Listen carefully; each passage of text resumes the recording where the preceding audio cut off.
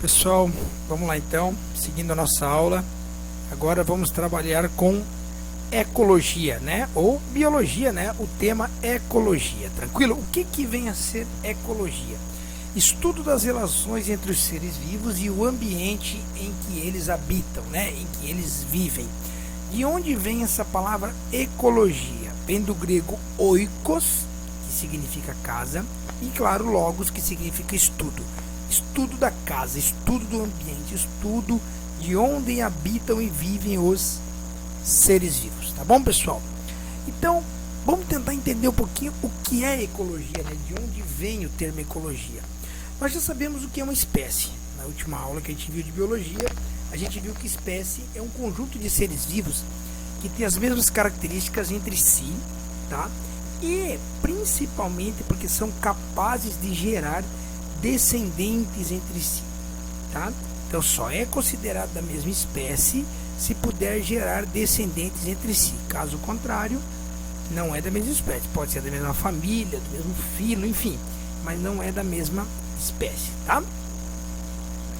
Organismos de uma mesma espécie, tá? Quando eles habitam normalmente o mesmo espaço, nós chamamos isso de população. Constitui uma população, né?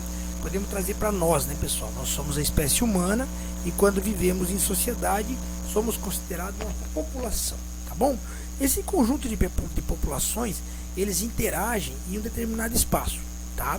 Esse espaço, aonde as populações interagem, nós denominamos comunidade, tá bom? A comunidade, então, ela é formada por vários tipos de espécies, tá? Pode ser plantas, animais, e essas espécies, elas se interrelacionam ocupando o mesmo espaço. Então, por exemplo, nós somos uma população que habitamos uma comunidade. Dividimos esse espaço, essa comunidade, com vários tipos de seres, inclusive os animais, né? Então, essa comunidade se forma com várias espécies vivendo com várias populações interagindo em determinado espaço, né? Esse conjunto de seres vivos, né, que tem lá o seu ambiente pró-estabelecidos, denomina-se ecossistema. Então, por exemplo, dentro de um país como o Brasil, nós temos vários tipos de ecossistemas, dependendo da região e das populações que habitam determinadas regiões. Então, eu posso ter um ecossistema aqui no sul, tem outro ecossistema no meio do Brasil, tem outro ecossistema no Nordeste brasileiro, que são populações diferentes com espécies diferentes, tá? Então, ecossistema é isso. Os ecossistemas todos reunidos, por exemplo, como eu já falei, ecossistema daqui, do sul, do norte, enfim, vários ecossistemas denominam-se, surge o que a gente costuma chamar de bioma, tá, pessoal? O que é o bioma? Bioma são vários ecossistemas, tá bom? Subdivididos em regiões do planeta Terra, em conjuntos de água, de terra, água doce, água salgada, enfim. Esses biomas subdividem-se em várias partes do planeta, tá? Quando esses biomas se juntam, nós costumamos denominar então o nome máximo de tudo, que é a biosfera, tá? Então essa seria uma sequência de baixo para cima, tá? Do micro para o macro, de todas as especificações que denominam um ecossistema, tá? Uma ecologia, como propriamente dito, tá, pessoal? Então a biosfera nada mais é que o quê? Todas as partes do planeta habitadas por seres vivos, tá bom? Vamos lá. Os seres vivos, né, pessoal, dependem de energia para manter-se vivos, né? Por isso o nome vivos, né? E como conseguir essa energia? Através da alimentação, né, pessoal? Nós temos que comer, então todos os seres vivos têm que comer. Os componentes bióticos, tá, que fazem parte de um ecossistema são divididos então em três categorias que vão gerar energia a esses seres vivos. São os produtores, os consumidores e os decompositores. Olha que interessante isso, pessoal. Quem é produtor? Produtor é um ser autotrófico. O que é um ser autotrófico? É um ser que produz o seu próprio alimento, não precisando alimentar-se de outros seres, tá? Na natureza serão as plantas, né, pessoal? As plantas se alimentam através da fotossíntese do sol, entendeu?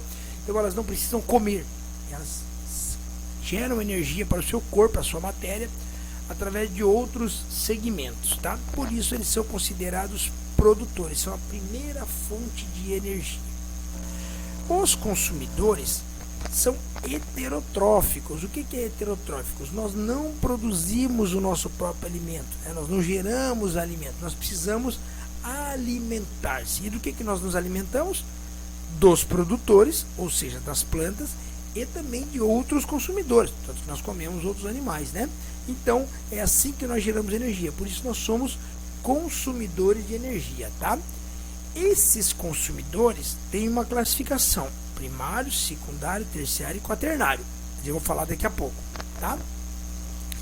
E os decompositores são os organismos que se alimentam de matéria morta, pessoal. São as bactérias, os fungos e as larvas, né? Depois que um determinado ser vivo morreu, é que eles vão lá e começam a decompor aquele corpo para receber a energia, tá bom? Então esses três, produtor, consumidor e decompositor, formam, né, o ciclo do ecossistema, tá? Vou falar um pouquinho mais do compositor, tá?